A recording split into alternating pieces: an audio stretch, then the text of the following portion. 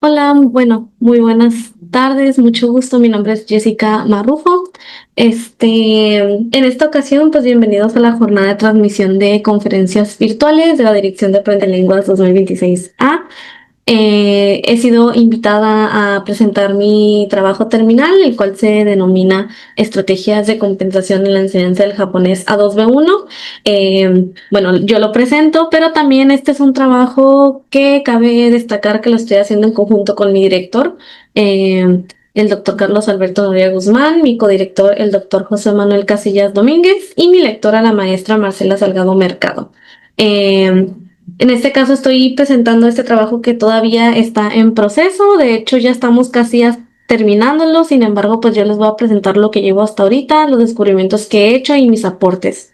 Y pues bueno, vengo de la Universidad Autónoma de Baja California.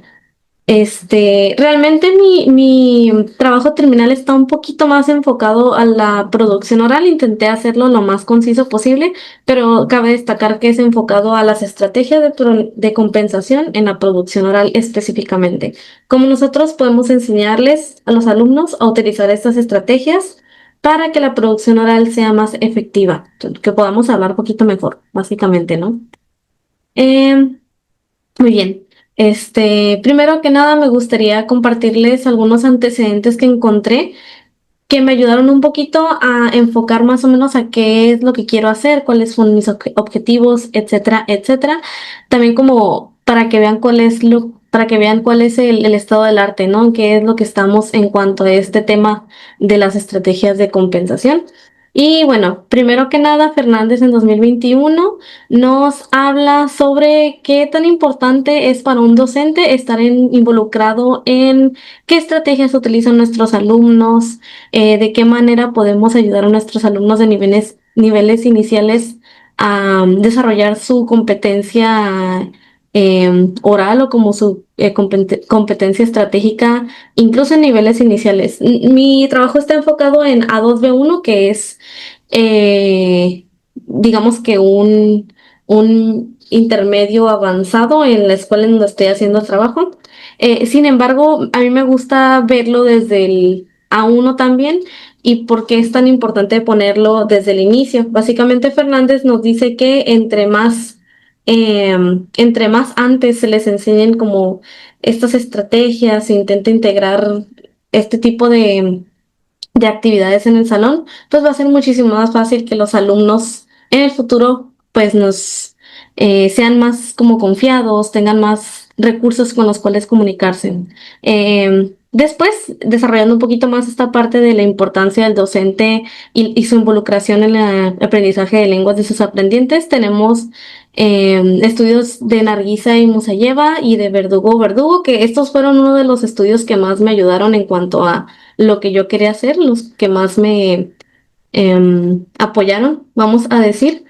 Básicamente nos dicen que a pesar de que el alumno sí tiene responsabilidad en cuanto a lo que aprenden, pues básicamente la autonomía, nos dicen que también los docentes son encargados de planificar actividades que puedan ayudar a los alumnos, planear actividades que básicamente les brinden herramientas. En este caso yo entre paréntesis puse estrategias porque su trabajo también es sobre estrategias de compensación.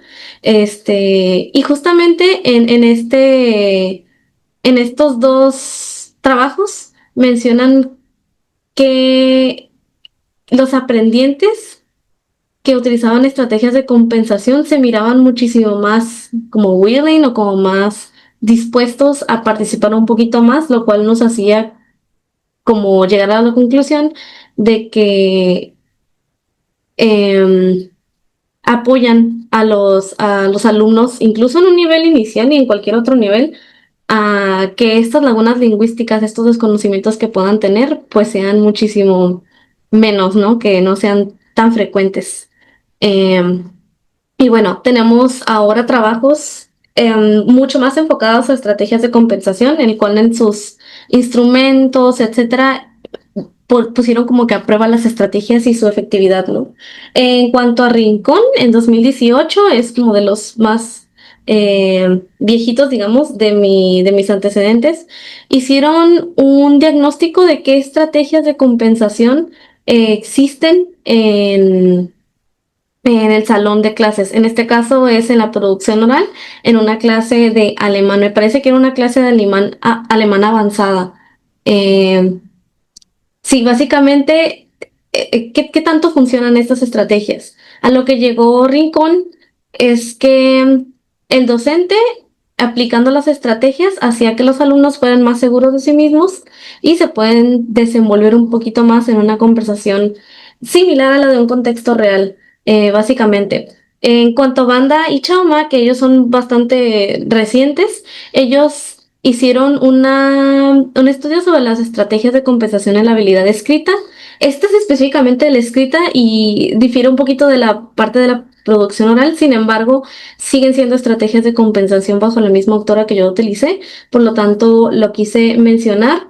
Eh, y sus resultados decían que había un vacío en el uso de estrategias de compensación en la habilidad escrita, por lo cuanto daban resultados insuficientes en cuanto a su redacción, básicamente. Una vez más, no es exactamente lo mismo, pero sigue siendo output, siguen utilizando estrategias de compensación, los cuales nos puede dar un poco de un marco, ¿no? De qué empezar. Y tenemos a Novali y Rimmer, que ellos hicieron eh, un estudio específicamente enfocado a la fluidez, qué tan fluido hablan, a la precisión, qué tan directos son y a la comprensión, qué tanto entienden pues en este caso era el inglés, ¿no? Utilizando estrategias de compensación. Y básicamente nos mencionaban al final que las estrategias sí se utilizan, eh, y que son efectivas. Entonces, es algo muy bueno que nosotros podemos tomar en cuenta. Estas estrategias se utilizan y son efectivas en el sentido de que, pues, como que nos dan, digamos, que chanza, ¿no? De poder hacer que tengamos una interacción muchísimo más fluida, que se puedan entender y producir en la parte oral. Entonces, eso es básicamente mis antecedentes y ahora les voy a contar un poquito sobre cómo es que yo empecé con este tema. Primero que nada, pues yo creo que la mayoría de los temas son a partir de la experiencia personal. Yo como maestra he visto que mis alumnos presentan una deficiencia en la comunicación oral o en la producción oral, ¿no? Específicamente en alumnos que están en nivel A2B1, digamos que son 6 niveles, los de A2B1 comprenden desde cuarto nivel hasta sexto nivel. Entonces, son niveles altos en el que se supone que las clases ya deberían de hablar un poquito más fluido y en mi experiencia dándoles clases, pues no resulta así de esta manera, ¿no? Eh, Otra cosa es que sí se ha visto, como vimos en los antecedentes,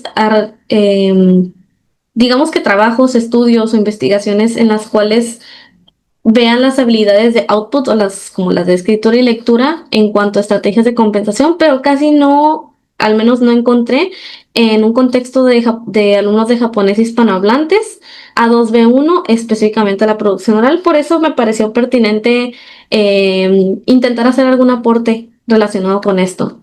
Entonces, esto es el problema y ahora tenemos, todo esto me llevó a mi pregunta de investigación. Como yo no puedo decir si sí o si no utilizan las estrategias de compensación, es lo que se ve en los instrumentos, ¿cómo puede fortalecerse la producción oral de los aprendientes del japonés A2B1? Eh, en el SEC-UABC, SEC-UABC es la escuela en donde estoy haciendo este estudio mediante la enseñanza de estrategias de compensación. Es decir, ¿qué estrategias de compensación pueden enseñar los docentes a los alumnos pues para mejorar su producción oral, ¿no? Para esto tenemos un objetivo general que nos indica, que nos quiere decir que queremos abordar, eh, analizar el impacto de las estrategias de compensación para fortalecer la producción oral de los aprendientes del japonés nivel A2B1 en SEC o ABC. Es decir, las estrategias se utilizan, hablan mejor, no se utilizan, no hablan tan bien. Eh, Aquí no lo agregué porque se explica un poquito más en el objetivo número 3, pero básicamente todo esto acompañado de los factores socioafectivos porque estamos contemplando que pueden llegar a modificar un poquito ahí los resultados, ¿no? ¿Cómo vamos a lograr analizar este impacto de las estrategias? Pues primero, identificando las dificultades que tienen los aprendientes del japonés A2B1 cuando producen oralmente. Eh, la siguiente forma de analizar este impacto de las estrategias es, ahora sí, identificando ¿qué estrategias los alumnos emplean durante su producción oral? Si sabemos qué dificultades hay y qué estrategias hay, podemos homologar un poquito. Bueno, utilizan mucho esta estrategia para vocabulario, pero tiene muchos errores en esto que es de vocabulario. Entonces, ¿qué es lo que está pasando? ¿Cómo podemos eh, revisar qué impacto tienen las estrategias? Si es un impacto bueno, es un impacto malo, de qué manera impactan, ¿no? Y ahora sí, el último es explicar los efectos del uso de las estrategias de compensación en la producción oral, considerando motivación, engagement, autoeficacia, etcétera, etcétera, que es lo que les comentaba al principio. Muy bien. Vamos a revisar el marco teórico de una manera un poco rápida porque es un marco un poquito amplio y tiene bastantes autores. Pues primero queremos dar un pequeño introducción a la lengua japonesa. En el trabajo pues nos explican cuál es la pronunciación, cómo es la estructura gramatical, eh, cosas relacionadas con cómo es el idioma japonés y por qué es tan difícil para los aprendientes, pues aprenderlo, no, vaya la redundancia. También nos menciona The Japan Foundation. Japan Foundation es mi autor principal en esta parte, que es un idioma muy, muy estudiado. En 2025 se hizo una encuesta y en el cual salieron que casi 4,5 millones de personas en el mundo la estudian, ¿no? Entonces son bastantes. En la parte de producción oral, básicamente Go y Burns nos dieron las definiciones de qué es fluidez, qué es la pronunciación, qué es la cohesión, etcétera. Mientras que Crash and Swain nos dieron un poquito sobre cómo el output y el input impactan en nuestra producción oral. Mientras que Leven nos dio en el marco teórico como el proceso para producir oralmente, ¿no? Primero pensamos en qué vamos a decir, después lo estructuramos, después lo decimos y al final nos corregimos, ¿no? En la competencia comunicativa tenemos principalmente a Canali y Swain y a Himes que nos mencionan qué es la competencia comunicativa. Y básicamente la competencia comunicativa es la capacidad que tienen los alumnos para poder comunicarse. Simple. Aquí me intenté ir un poquito de lo más general a lo más específico, por lo tanto ahora vamos con la competencia estratégica. Ahora ya no es qué tan capaz eres de comunicarte, como la competencia comunicativa, ahora es qué tan capaz eres de utilizar estrategias, de utilizar diferentes recursos para comunicarte cuando no sabes cómo decirlo. Y tenemos muchísimos autores. En este caso me basé principalmente de Canal y Swing. Y después tenemos el tema principal, que ahorita me voy a adelantar un poquito, que es las estrategias de compensación, ¿no? Em, esas estrategias de compensación yo me basé en Oxford principalmente y son las que están acá. Decidí poner en como una cosa aparte, pues para que la pudiéramos ver bien. Se divide en dos. No, yo decidí utilizar la manera B, o sea, la versión B para explicar o para hacer mi tesis. ¿Por qué? Porque me parece que son cosas que se pueden observar un poquito más a la parte de guessing intelligently, como la parte de adivinar un poco inteligentemente.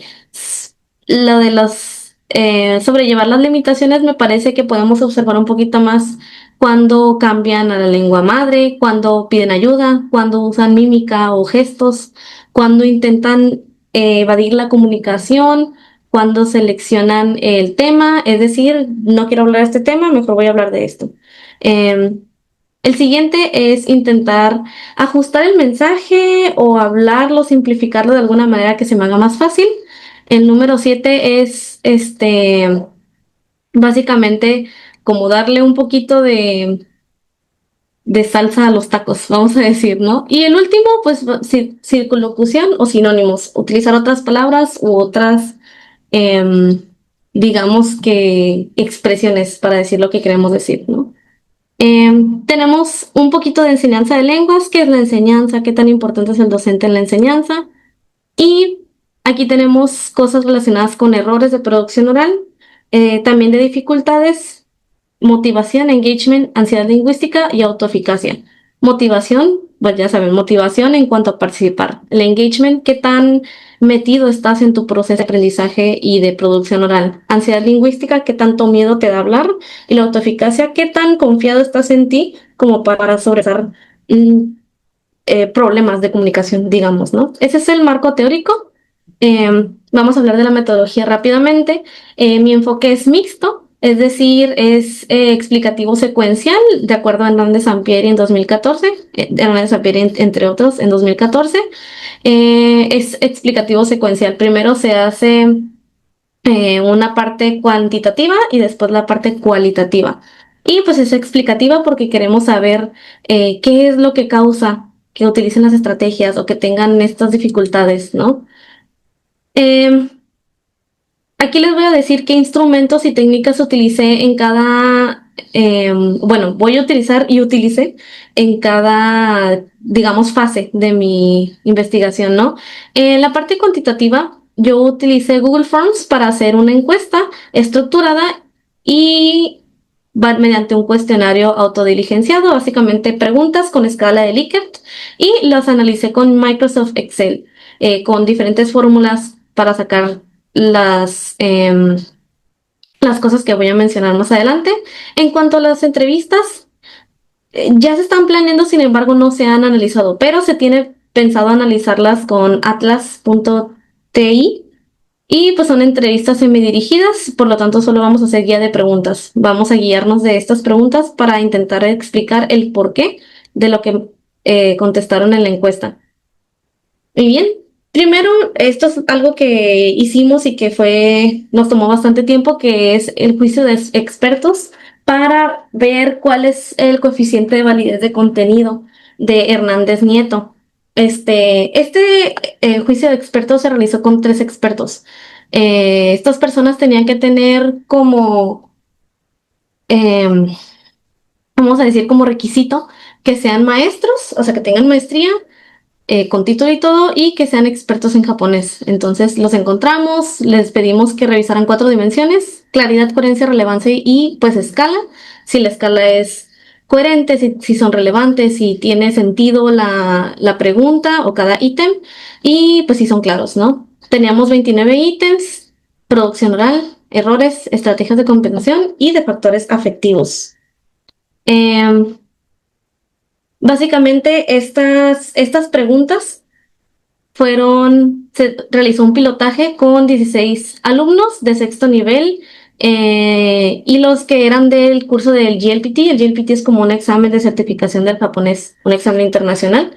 Y la aplicación real, ya la aplicación bien, que no era pilotaje, se hizo 77 alumnos de cuarto, quinto y sexto, que pues básicamente corresponden a nivel A2B1, y los dos fueron de Mexicali y Tijuana. Participamos en Mexicali y Tijuana. Entonces, les voy a comentar cuáles fueron los resultados rápidamente porque son muchos números.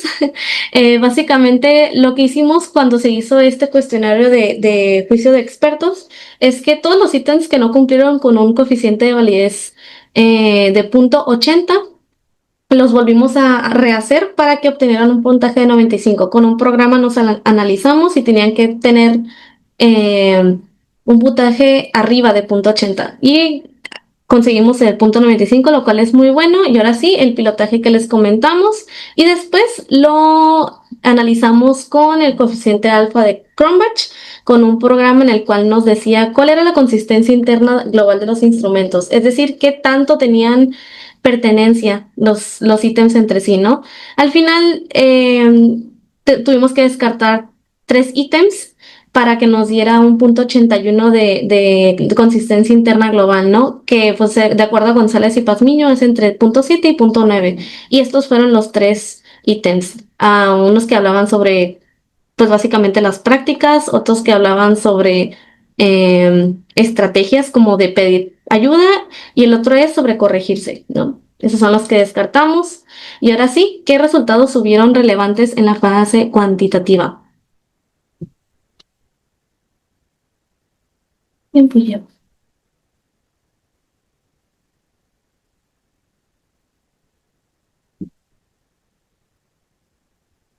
Muy bien.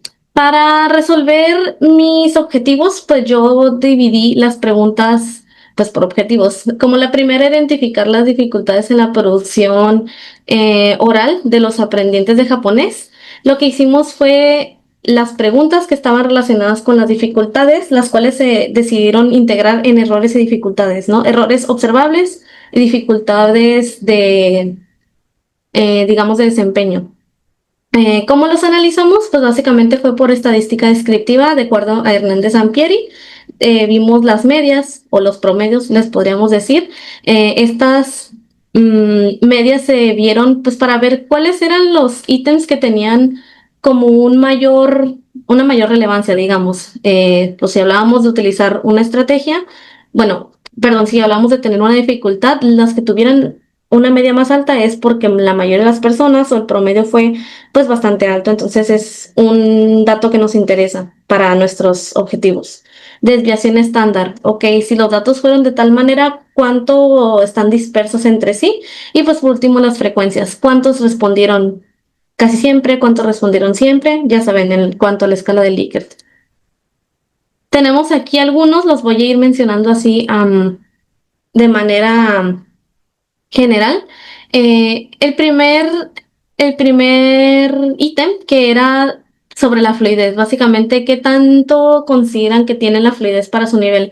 En este caso, pues los resultados son bastante, no todos tuvieron resultados así, estos son los más pertinentes para la investigación, están en el trabajo completo, todos los resultados. Básicamente, los que estuvieron de acuerdo y totalmente de acuerdo, pues fueron más de la mitad, que no se sienten que tengan un nivel de fluidez o como adecuado para su nivel, ¿no? Se sienten con una fluidez menor al nivel que tienen, ya sea 2 o sea B1, ¿no? Y pues, como ven, esta parte es la parte de los que estaban totalmente desacuerdo y de acuerdo ni en desacuerdo. Esto nos puede explicar, así como decía Taguchi, que es una de las que estábamos revisando en nuestro marco teórico, que la fluidez usualmente es una de las partes que más es difícil, ¿no? De mantener. En esta otra parte tenemos la parte de formar oraciones completas cuando hablo japonés. Esto fue un poquito, vamos a decir, igual, ¿no? No era tan disperso. Eh, la mayoría, los que estaban en de acuerdo y en totalmente de acuerdo, son mayoría en los que estaban desacuerdo, totalmente de acuerdo y pues ni de acuerdo ni en desacuerdo, ¿no? Tenemos una media de 3.31, un poquito más arriba de lo neutral. Y eso tiene mucho que ver con lo que nos decía Japan Foundation, que pues básicamente las oraciones son muy diferentes al español, entonces por eso puede que lleguen a ser más complicadas. También el usar estructuras más simples, eso tiene mucho que ver con las estrategias de compensación y aunque ellos conozcan otras más adecuadas, deciden casi el 4, casi la media de 4, deciden utilizar pues las más simples. Aquí más adelante vamos a ver si es por comodidad, si es por miedo a equivocarse, etcétera, ¿no?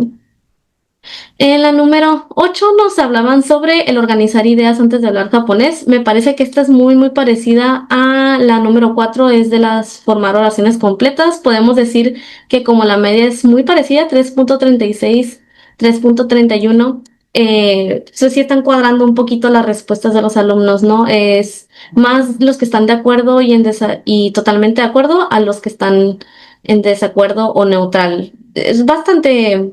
Sí está bastante, ¿cómo se dice? No están tan dispersos. Eh, Estos son los más relevantes en cuanto al objetivo uno, pero tenemos el objetivo 2. ¿Qué estrategias utilizan los aprendientes, no? Estas dificultades o estos errores que tienen, acá tenemos las estrategias ahora que nos ayudan con esos errores.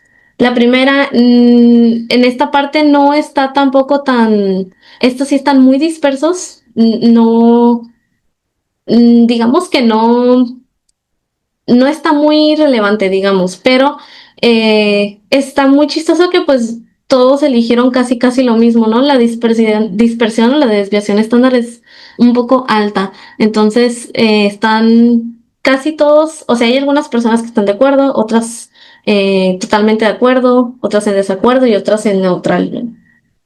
Básicamente no es tan común que se sustituyan las conjugaciones del verbo correctas por incorrectas. En esta parte sí hubo una diferencia muy grande y de hecho la media fue 4 cerrados que usar mímica, gestos o mímica. Las que están de acuerdo, totalmente de acuerdo, son muchísimo más, considerablemente muchísimo más que los que están en de acuerdo, desacuerdo y neutral. Entonces es algo para considerar, ¿no? Estrategias que se utilizan bastante. Tenemos este término que es katakanizar. Básicamente es utilizar una palabra, un préstamo del japonés, del inglés o del español en japonés, sea correcto su uso o no, y ese también fue casi 4, bueno, 3,64 de media. Y como pueden ver una vez más, los que están de acuerdo y totalmente de acuerdo son un poco más que los que están neutrales o en desacuerdo o totalmente desacuerdo. En esta parte tenemos esta que nos habla sobre evitar temas, evitar palabras, evitar gramáticas. Los que están de acuerdo y en desacuerdo, una vez más, son más altos que los que están en desacuerdo o neutral. De hecho, los que están en neutral son muy poquitos, únicamente fueron 4 participantes, el 5%. Eh, pero sí, otra cosa interesante. Y aquí les quise presentar yo resultados relevantes de la tercera sección, que era de los factores socioafectivos, que nos pueden ayudar un poquito a explicar o revisar qué es lo que dicen en las entrevistas, ¿no? Son las posibles implicaciones para el objetivo 3 que vamos a abordar más adelante en la siguiente fase. Y aquí me pareció curioso que en la parte de autoeficacia, en el ítem que nos hablaba de la autoeficacia, es decir, qué tanto estás como involucrado qué tanto confías en ti, ¿no?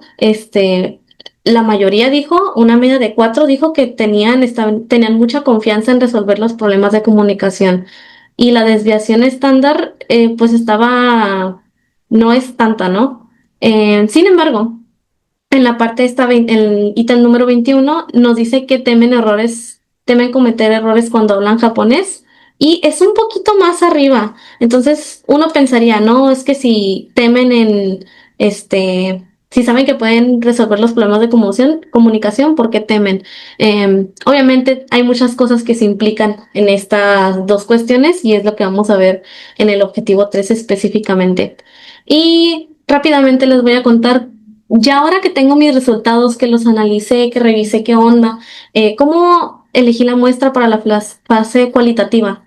La cual, aquí debe de haber dicho cuál. Em, pues está un procedimiento bastante, tardé mucho, sin embargo, está fácil, conforme a lo que nos dice Serbia para elegir la muestra, que ya después teniendo los ítems em, vamos a decir los más relevantes, vamos a promediar en las 3 dimensiones, la dimensión A, que es de dificultades de la producción oral, la dimensión B, estrategias de compensación que utilizan, la dimensión C, los factores socioafectivos que presentan. Cada alumno promediamos todas las preguntas que hablaban de dificultades, todas las preguntas de estrategias, todas las preguntas de factores, y pues vimos cuáles son los que salían más en estrategias, cuáles salían menos en dificultades, etcétera, etcétera, ¿no? Lo que hicimos ahora sí para hacer los perfiles es que consideramos un punto de corte medio bajo y medio alto. Esto debido a que, si se pudieron dar cuenta en las respuestas que presenté antes, estaban un poquito muy cerca de lo neutral, un poquito más cerca del 3. No había 5 ni tampoco había unos, ¿no? Por lo tanto, decidí al principio yo pensaba dividirlos en altos, medios y bajos. Al final decidí dividirlos en medios bajos y medios altos, que vayan desde la mitad de abajo o desde la mitad de arriba. Y esto pues para que fuera un poquito más fácil de analizar. Pero bueno, eso también nos dice mucho, ¿no? Que están muy en el medio, digamos. Este, ya considerando este punto de corte, ¿qué es lo que hicimos? Hicimos rangos. Básicamente, en las estrategias, todos los promedios que sacaron los alumnos los promediamos, o sea, hicimos la media de los promedios. Entonces, está raro. ¿Pero por qué lo hicimos? Porque si lo agarramos desde 3 en dificultades, la media es esto, pues no íbamos a encontrar casi personas que tuvieran dificultades altas, por lo tanto lo dividimos así, ¿no? En cuanto a estrategias, la media era 3.85, los medios bajos eran 3.84 o inferior, o sea, este, de los que eligieron que en desacuerdo y totalmente desacuerdo y en desacuerdo. Y en medio alto fueron los de 3.86 o superior. Afortunadamente no hay ningún alumno que haya salido justamente en la media, siempre eran o más altos o más bajos, ¿no? Los factores socioafectivos se toman más en cuenta en la entrevista, mucho más adelante. Y bien, ya con esta manera digamos, de analizar o elegir la muestra, tenemos los perfiles. ¿Cómo elegí los perfiles? Pues básicamente busqué en estrategias con la parte de, como todo fue hecho en Excel, como les comentaba, en la parte de los filtros, pues elegí todos los que decían 3.84 hasta el 5 y dificultades de 2.86 pues hasta el 5. Eh, consecuentemente, ¿no? Por lo tanto, salieron tres perfiles. Si se dan cuenta, todos están relacionados con uso de estrategias y la dificultad de la producción oral. Los que tenían alto uso de estrategias, medio alto uso de estrategias y media alta dificultad de la producción oral, pues surgieron dudas, ¿no? ¿Por qué, aunque usan estrategias, presentan dificultades que son moderadas altas? ¿Influyen los factores socioafectivos o de qué manera utilizan estas estrategias? ¿Por qué no las están funcionando para no equivocarse, no tener dificultad en la producción oral, ¿no? El perfil C, pues fueron participantes que tenían un bajo uso de estrategias o moderado bajo uso de estrategias y una dificultad media alta. Entonces, ahora sí, no utilizan estrategias y tienen dificultades al hablar. ¿Por qué no las utilizan? ¿Qué es lo que falta? Falta motivación, falta engagement. No las conocen, no las utilizan. Y por último, los participantes que estos eran, digamos, como los modelos, ¿no? Utilizan mucho las estrategias y casi no tienen dificultades en la producción oral, ¿no? Porque ellos sí estas estrategias les funcionan y otros perfiles no. Tienen más motivación, emplean las estrategias más, tienen más engagement, tienen poca ansiedad, etcétera, etcétera, ¿no? Básicamente dividimos los participantes en estos tres perfiles y los entrevistamos. ¿Qué resultados preliminares tenemos? Primero, del pilotaje, los instrumentos son apropiados para identificar los errores y las estrategias de compensación de manera complementaria e identificar los factores socioafectivos, ¿no? Eh, Ahora tenemos preliminares, resultados preliminares que estamos esperando un poquito de la entrevista. Para abordar el tercer objetivo que nos habla sobre explicar los efectos de las estrategias, considerando motivación, etcétera, se van a analizar entrevistas. Estas se van a audiograbar y las vamos a analizar pues en la fase cualitativa, ¿verdad? Posteriormente a esto, la maestría en la que estoy es profesionalizante, por lo tanto nos pide un producto. Mi producto va a ser un booklet de best practices. Básicamente es un compendio de actividades que favorecen las estrategias de compensación. Si salió que tenían mucha dificultad de fluidez, nos explicaron por qué, pues qué estrategias serían buenas utilizar para eso. Entonces, eso es lo que va a estar en el producto. ¿Qué conclusiones tenemos? Al menos con lo que ya tenemos en la parte de la parte cuantitativa de las encuestas, pues sugieren una alta frecuencia en el uso espontáneo de estrategias. ¿Por qué las pongo espontáneas? Porque no siempre van a estar utilizando, ¿no? No siempre se van a estar equivocando, no siempre las estrategias van a ser lo ideal, ¿no? Eh, pero sí, los gestos, la simplificación del mensaje, etcétera, nos van a ayudar a procesar un poquito esto en que más usos de estrategia, menos disminución de errores comunicativos y usos de estrategias que sean, digamos, efectivos, ¿no? Y todo esto debido a diversos factores socioafectivos. Es decir, puede ser que las utilizan bastante, pero como no sienten tanta motivación de participar, pues probablemente no hay mucha manera de participar. Otras cosas que pueden suceder, que pues vamos a ver en la discusión, son Cosas relacionadas un poquito con qué actividades hacen. En la encuesta, en la entrevista, perdón, probablemente vamos a preguntar, ¿haces actividades conversacionales? Puede que sí las hagan, puede que no las hagan. Por lo tanto, esos son cosas a considerar, ¿no? Son muchos factores. En este caso, pues estas son las conclusiones tentativas. Esperamos que las conclusiones sean un poco más claras un poco después. Y pues aquí están las referencias, son las referencias principales en cuanto a metodología, etcétera. Y pues muchas gracias. Esta es mi dirección de contacto y si tienen alguna duda pues pueden mandar correo y pues eventualmente les voy a decir pues cómo quedó el trabajo terminado. ¿Ok? Muchas gracias.